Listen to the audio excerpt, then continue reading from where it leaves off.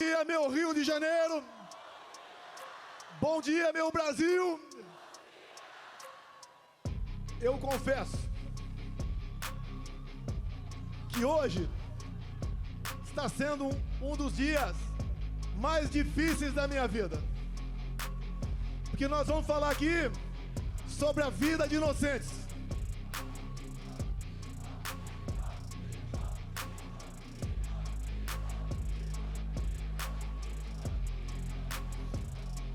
Nós vamos falar sobre a vida de inocentes, sobre a vida de pessoas que estão sendo injustiçadas.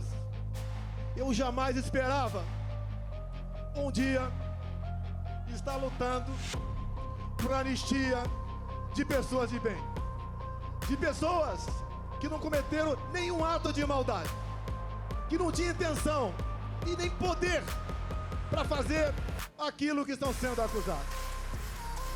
É muito comum, seus governadores, Tarcísio, Mauro Mendes, Cláudio e Jorginho. Aqui nós sempre dizemos que defendemos as mulheres. Qualquer coisa contra uma mulher é uma polêmica enorme no Brasil. E obviamente, mais que a defesa, devemos ter consideração com as mulheres. E olhem só, eu vou citar o nome de 5 mulheres aqui. A primeira, Débora dos Santos, está há 2 anos em prisão preventiva. Está sendo julgada nesse momento em plenário virtual. Todo mundo está esperando mais uma condenação, uma pesada pena. Eu peço a Deus que isso não ocorra. Temos também a senhora Valdete Ferreira, 73 anos de idade. Condenação, Cláudio Castro, 11 anos de cadeia. Temos também a senhora Iraci Naguchi, 71 anos de idade. Condenação, Tarcísio, 14 anos de cadeia. Temos aqui de Santa Catarina, Jorginho, a senhora Fátima de Souza, 67 anos de idade. Condenação, 17 anos de cadeia. A última aqui, eu cito o Mauro Mendes, que é de Mato Grosso, outra senhora do Ceará, senhora Francisca Ildete, 62 anos de idade. Condenação, 13 anos de cadeia. E mais dezenas de condenações. Homens, avós, jovens mulheres, mães que acordam e dormem sem dar um beijo nos seus filhos. Como faltou aqui agora, como havia combinado com o Bruno Scheid, trazer uma senhora de Ji-Paraná, Rondônia. Essa senhora tem 6 filhos. O mais velho, 10 anos. O mais novo, 10 meses. O marido, um caminhoneiro, que chegou num frete de Rondônia naquele fatídico domingo de 8 de janeiro, lá em Brasília. Tomou um banho e foi para a esplanada. Acabou sendo pego. Condenação, 14 anos de cadeia. Essa senhora com 6 filhos teve seus vencimentos como servidora de Rondônia bloqueados. Vive de favores. E esse homem está foragido. Talvez seja na Argentina, com dezenas de outros patriotas. Eu jamais pude imaginar um dia na minha vida que teríamos refugiados brasileiros mundo afora. Até há poucos anos, a gente não sonhava em passar por uma situação como essa. E a pessoa sem liberdade não vive.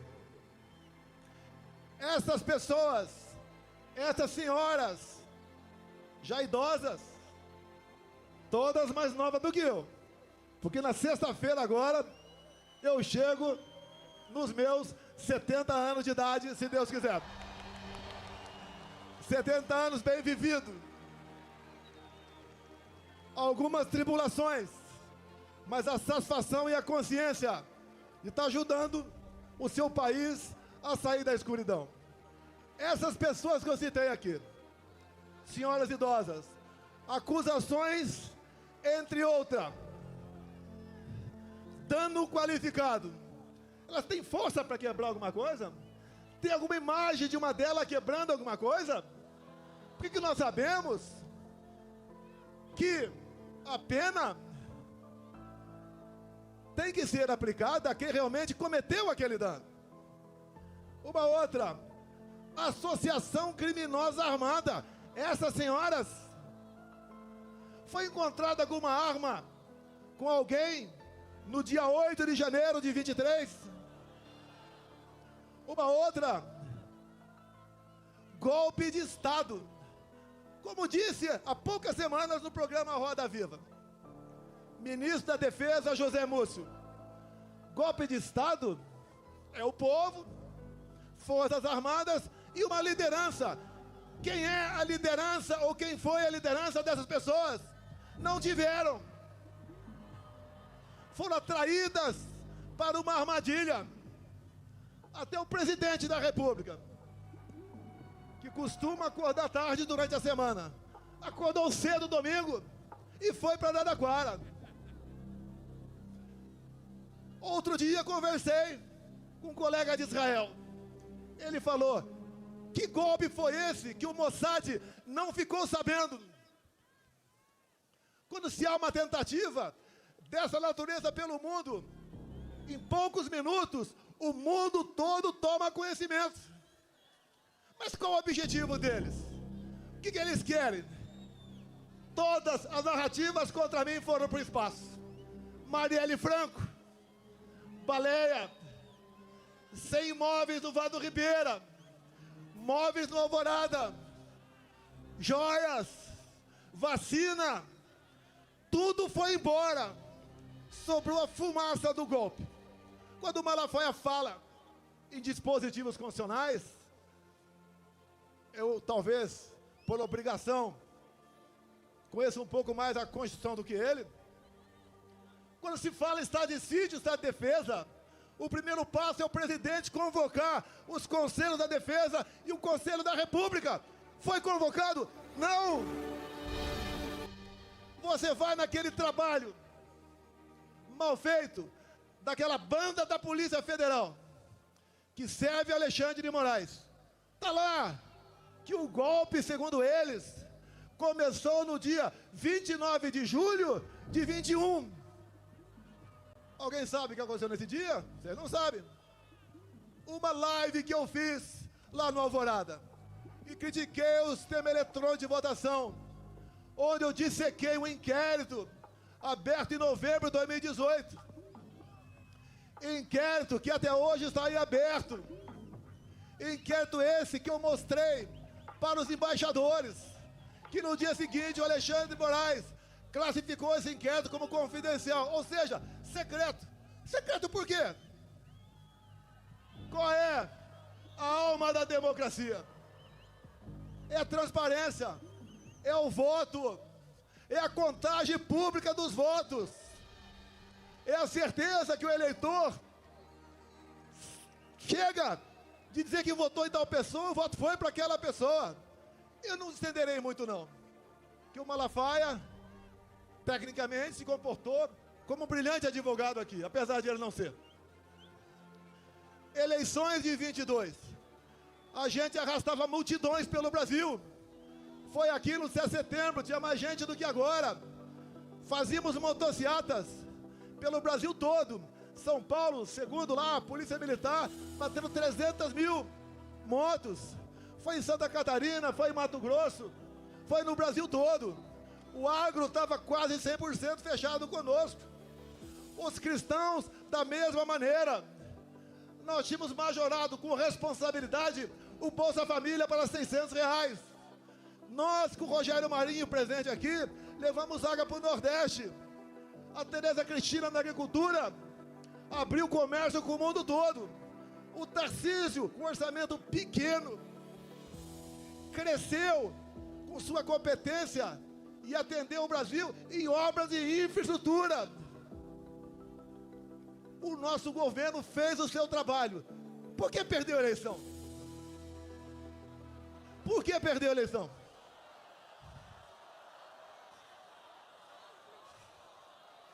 Será que a resposta está no inquérito 1361, secreto até hoje? Eu cometo um crime, tranquilo, se a Rede Globo de televisão me convidar para, a exemplo do que tive no Flow agora, 3 horas ao vivo. Rede Globo, 3 horas ao vivo. Vocês perguntem o que bem entender. Eu quero 30 minutos para falar do Brasil, mas pergunte o que bem entender. E eu abro esse inquérito secreto ao vivo na TV Globo. Não sei se meus advogados conseguirão esse inquérito. Mas se a divulgação do inquérito foi o início do golpe, o povo tem que saber o que está nesse inquérito. Todos os inquéritos de Alexandre de Moraes são confidenciais, secretos. Ninguém pode saber de nada o que está ali. Ele começou a investigar o presidente da República em julho de 21. A PF não pode investigar presidente. E não tinha um fato definido. Era um inquérito secreto, originário daquele outro, do fim do mundo. Nos acompanhava 24 horas por dia. O que eles queriam com isso? Minar a presidência da República. Não queriam que a gente continuasse. E houve sim mão pesada do Alexandre de Moraes por ocasião das eleições de 22. Por exemplo, segundo decisão dele, eu não podia mostrar a imagem do Lula defendendo o aborto. Eu não podia botar a imagem do Lula defendendo ladrões de celular, dizendo que isso era para tomar uma cervejinha. Eu não podia mostrar a imagem do Lula com ditadores do mundo todo. Eu não pude mostrar o Lula em 2009 no Irã defendendo o enriquecimento de urânio para aquele país e o Lula dizendo que era para fins pacíficos. E nós sabemos, o que o Irã sempre quis foi varrer Israel do mapa. Eu não pude mostrar imagens do 7 de setembro. Eu não pude mostrar imagens do cortejo fúnebre da rainha da Inglaterra. Eu não pude mostrar trechos das minhas falas por ocasião da ONU. Ele fez uma campanha para menores de 16 e 17 anos tirar título. E essa garotada dessa faixa etária, a tendência é sempre votar na esquerda. Mais de 4 milhões de votos aí. Pelo menos 2 milhões para o outro lado. Nos foi retirado 1,5 milhão de inserções de rádio por ocasião das eleições. O outro lado podia fazer tudo. Me chamava de misógino, de fascista, de nazista, até de pedófilo os caras me chamaram. De assassino da Marielle Franco. Podia tudo. E nós vimos de uma pandemia e de uma guerra. E nós demos tudo pelo Brasil. Se não fosse a excelente qualidade dos meus ministros e teus assessores, o Brasil tinha afundado na economia. Mas foi diferente. Atendemos mais humildes com auxílio emergencial. Compramos 600 milhões de doses de vacina para quem quis tomar. Não exigi de ninguém. Não cobrei cartão vacinal. E o mundo está vendo agora o que foi aquele período, em especial, um relatório do Congresso americano de 500 páginas sobre o assunto. A verdade dói e pode tardar, mas ela não falha. Essas pessoas que estão presas, homens e mulheres, idosos, jovens mães, esse é o motivo desse nosso encontro aqui hoje em Copacabana. Mas o que eles querem no final das contas? Como o ministro disse há pouco tempo, nós derrotamos o bolsonarismo. O que eles querem? Como viram que a questão da inelegibilidade dá para ser alterada. Afinal de contas, me tornaram inelegível por quê? Pegaram dinheiro na minha cueca? Alguma caixa de dinheiro no meu apartamento? Algum desfalque estatal? Porque me reuni com embaixadores. E a outra, porque subi no carro de som do Silas Malafaia. A primeira, abuso de poder político. Não ganhei nenhum voto com aquilo. A outra, abuso de poder econômico. Não gastei nenhum centavo com isso também. O que eles querem? É uma condenação. Se é 17 anos para as pessoas humildes, é para justificar 28 anos para mim. Não vou sair do Brasil. A minha vida estaria muito mais tranquila se eu estivesse do lado deles. Infelizmente, quem pré-julga e julga e faz maldade contra o povo, não posso estar do lado dessas pessoas. Escolhi o lado mais difícil, o lado do meu povo brasileiro. Não tenho obsessão pelo poder. Eu tenho paixão pelo meu Brasil. Se algo na covardia acontecer comigo, continue lutando. O que eles querem aqui no Brasil é fazer igual a Venezuela. Lá foi implementado o voto impresso por pressão do governo Biden. E a primeira vez que teve eleições com voto impresso lá na Venezuela, o que aconteceu? Primeiro, o Maduro tirou da sua frente a sua oposição. Tornou Maria Corina e Capriles inelegíveis por 15 anos. Com a acusação, atos antidemocráticos. Alguma semelhança com o Brasil? Quando eles querem me tirar por uma condenação, já que a inelegibilidade está ameaçada para eles, inventam uma historinha de golpe. Que golpe é esse que eu tenho que provar que não dei? E tem que ser o contrário, eles têm que provar que eu tentei. Queria dizer que o golpe começou no dia 29 de julho de 21 e terminou no dia 8 de janeiro de 23, ninguém engole essa história. E só não foi perfeito essa historinha de golpe para eles, porque eu estava nos Estados Unidos. Se tivesse aqui, estaria preso até hoje, ou quem sabe, morto por eles.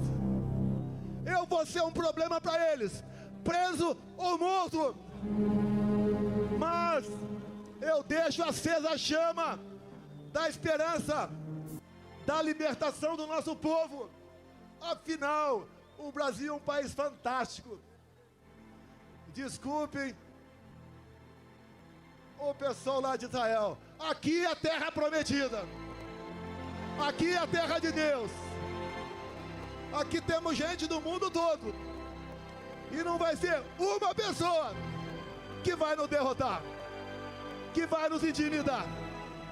E agora, indo para o encerramento, senhores deputados federais, senhores senadores, parte presente aqui, nós temos um compromisso que está no coração de qualquer um de vocês. É buscar anistia aos nossos irmãos e irmãs que estão presos nesse momento. Não podemos entender que continuemos tendo órfãos de pais vivos pelo Brasil. Não existe maldade maior do que essa. Hoje, por levantamento, já temos voto suficiente para aprovar na Câmara. Como disse aqui Rodrigo Valadares, lá de Sergipe, que é o relator dessa proposta, e também o sócio de Cavalcante, que é o líder do nosso partido lá na Câmara. Nós seremos vitoriosos. Nós veremos aparecer a justiça, se não é para aquele outro poder que existe para isso, pelo poder legislativo, que até o Lula vete. Nós derrubaremos o veto. Agora, por que a esquerda dá contra a anistia? Já que eles, ao longo da história, sempre foram beneficiários de anistia. Como disse há pouco tempo, editorial, o jornal, o Estado de São Paulo. Se tirar das mãos do PT a falsa bandeira de defesa da democracia, o PT não existe. Não tem o que apresentar para vocês. Nem para alimentar o pobre, que eles sempre disseram que a nossa meta é dar comida para o pobre, nem isso tem mais. Pesquisas, acredite ou não, lá no Rio Grande do Norte, eu estou na frente do Lula.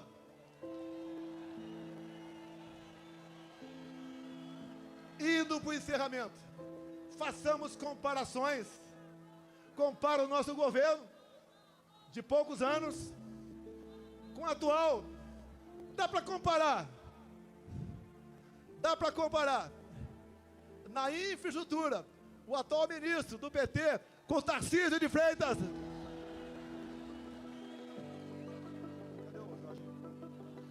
Dá para comparar aquele ministro taradão, quem diria, ministro dos Direitos Humanos. Dá para comparar o taradão com a Damares.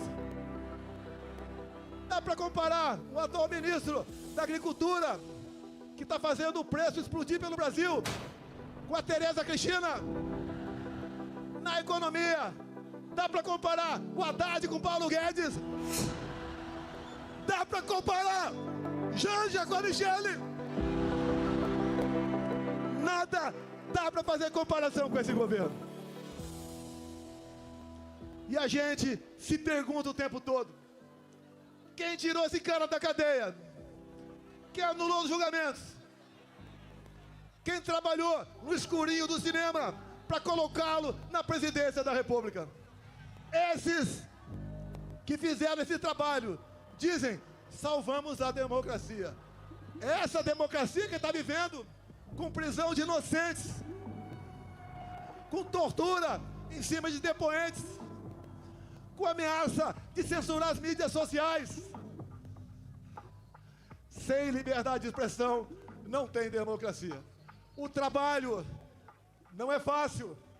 Alguns querem rapidez, mas creio que o que está acontecendo vai servir de musculatura para todos, para que nós brevemente possamos dizer aqui no Brasil: eu vivo num país democrático.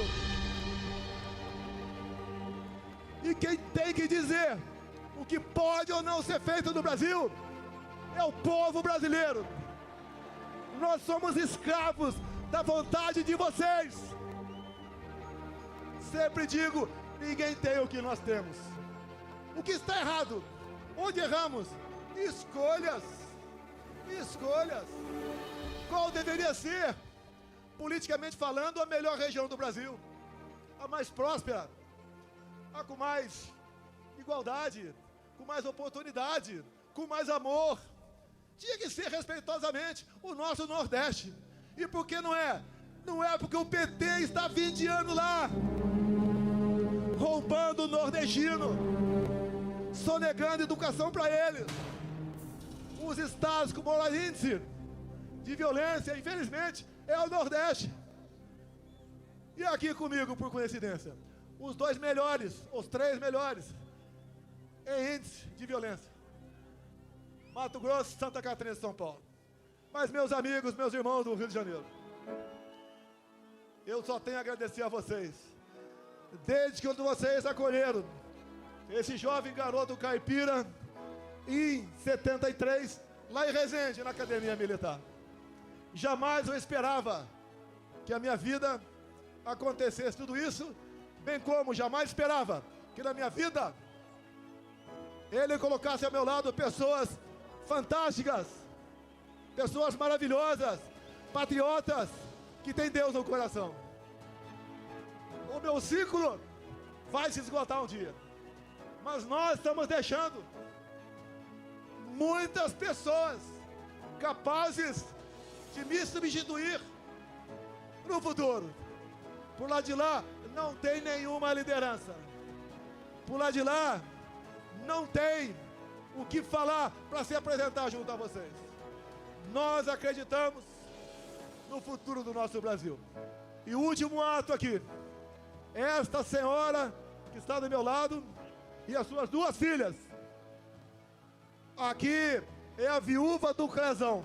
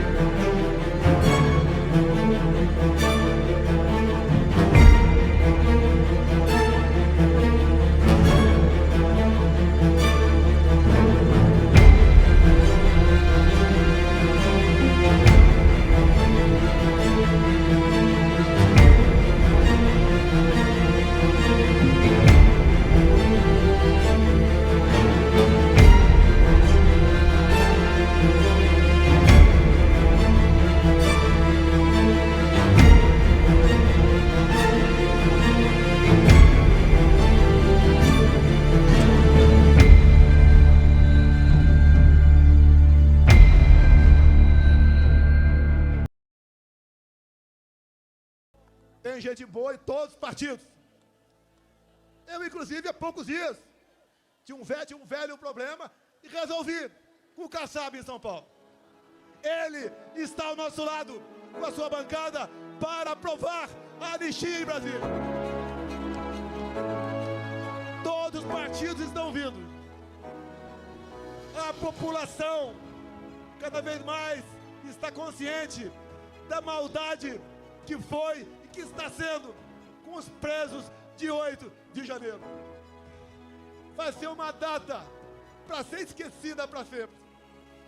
As marcas perdurarão para sempre, mas uma data para ser esquecida ou conhecida por uma minoria que, usando o poder da sua caneta, tentou jogar o Brasil nos braços de uma ditadura que vocês sabem como ela começa e como ela termina. Ainda dá tempo. O Brasil precisa de cada um de vocês. No próximo dia 6, estaremos na Paulista, em São Paulo. Depois iremos para o Nordeste. Talvez Aracaju. Um deputado relator. E assim, nós vamos ganhando força. E com a verdade ao nosso lado, vamos mostrando que o Brasil tem sim de verdade. E dizer àqueles que não gostam de mim, lá de Brasília: eleições sem Bolsonaro é negar a democracia no Brasil. Se eu sou tão ruim assim, me derrote. E uma esperança para nós: o TSE, Tribunal Superior Eleitoral, por ocasião das eleições do ano que vem, será um tribunal isento, diferente daquele que conduziu as eleições em 2022. Muito obrigado a todos vocês. Obrigado a Deus pela minha segunda vida.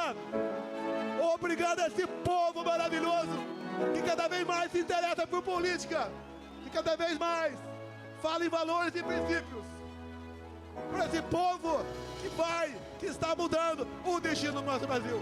Muito obrigado. Brasil, acima de tudo.